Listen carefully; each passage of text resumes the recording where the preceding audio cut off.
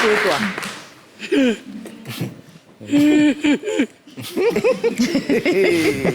Quand il dit ça veut dire beaucoup de choses. Franchement. Parce que dans notre jour aujourd'hui, quand tu demandes, il y a certains, il ne faut pas mélanger des choses.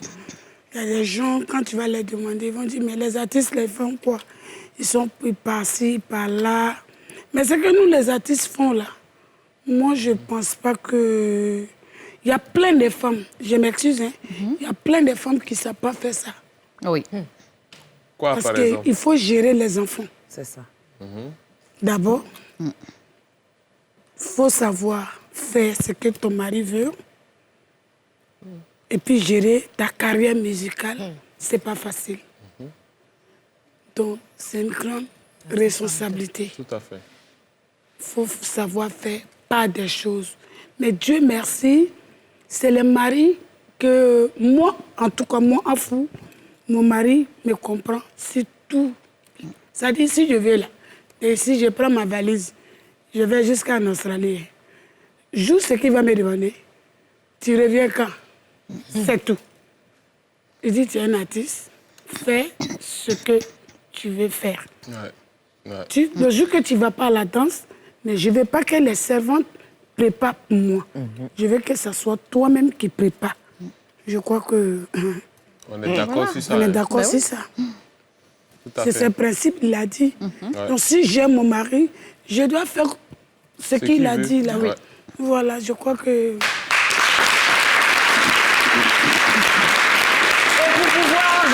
Pour pouvoir accompagner les dires de Maman Afou, on a un reportage. On est allé chez elle à la maison. Ah On bon? va aller voir comment ça se passe là-bas.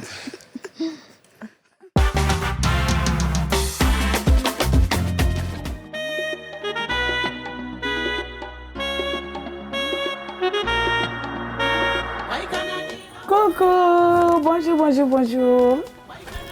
Je suis la diva Afou Keïta, bienvenue chez moi.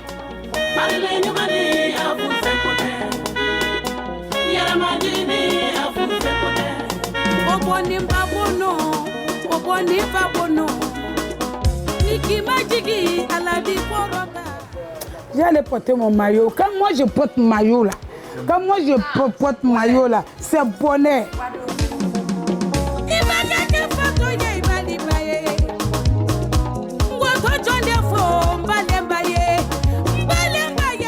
Bon, quand je me réveille matin, d'abord je me réveille à 5h30 pour faire ma prière. Quand j'ai des courses à faire, je fais. Je n'ai rien à faire aussi, moi je n'aime pas sortir trop. Parce que Abidjan ici, quand tu sors trop, les gens te respectent.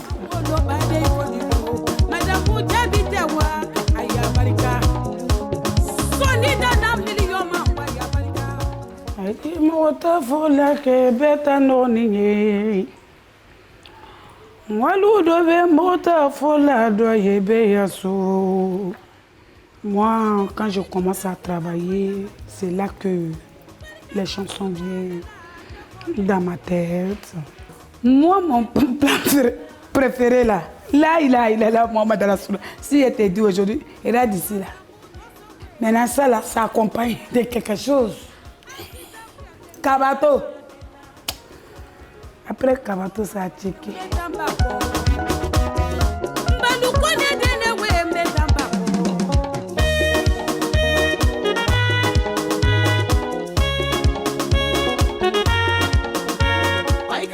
Mon plus grand souvenir que je ne peux jamais oublier, mon docteur gynécologue, il est devenu vieux maintenant, il ne fait plus. Il s'appelle M. Rad.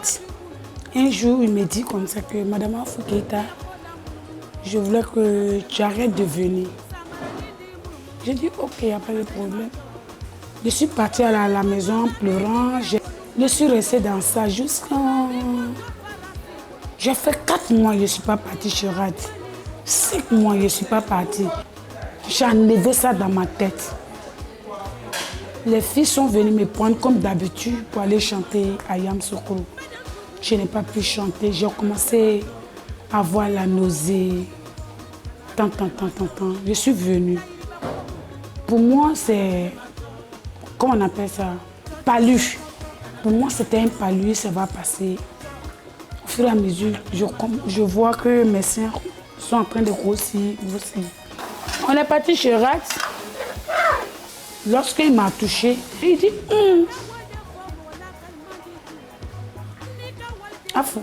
Il dit oui. Tu sais que tu es enceinte? Il dit quoi? Moi. Il dit c'est un petit garçon. Voilà bâtiment de cœur. Voilà ça, voilà ça. Et brac, Afou qui était tombé. Et quand j'ai accouché, je voulais donner comme tous les moments. J'ai commencé à couler les larmes. Je dis merci à Dieu. Et aujourd'hui, il a 16 ans. Madame Mbaye,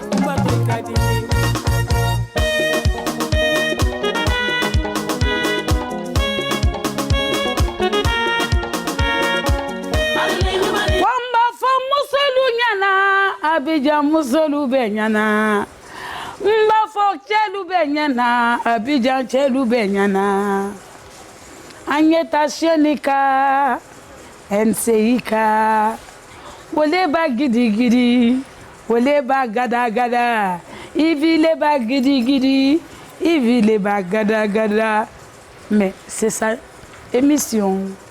Bisous, je vous aime.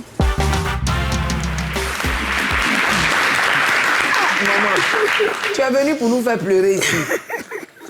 C'est pas facile, hein. Quand il part chercher un enfant, Oui, c'est pas facile. C'est pas facile. pas du tout facile. C'est pas facile. Hein.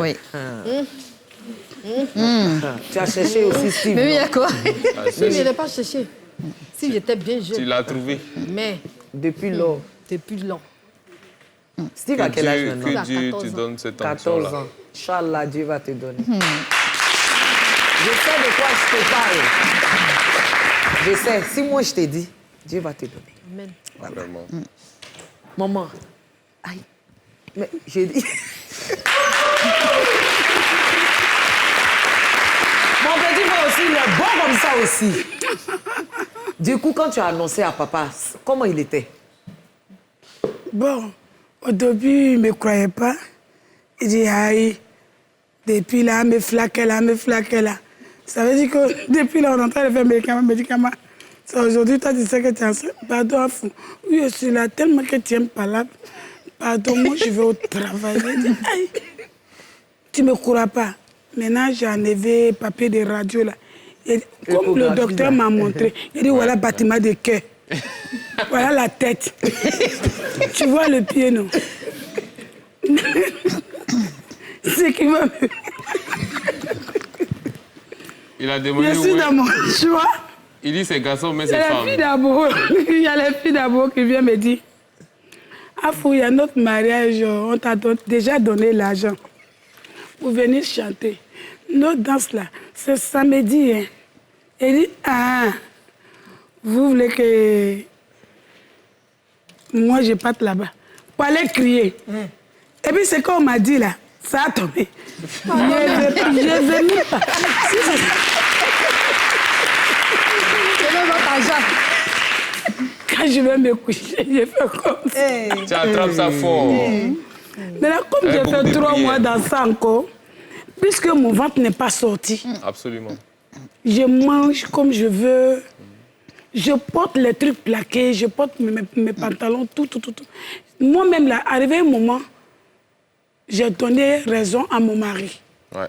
J'ai dit, ah, peut-être que ce que Rad m'a dit là, c'est pas... C'est pas vrai. C'est pas ça. Je commence à douter. Aïe, où je vais rentrer dans le 8e mois, je vois un coup, je me suis réveillée, ventre est sorti comme ça, boum. Garçon. Il a mis ses pieds en haut. C'est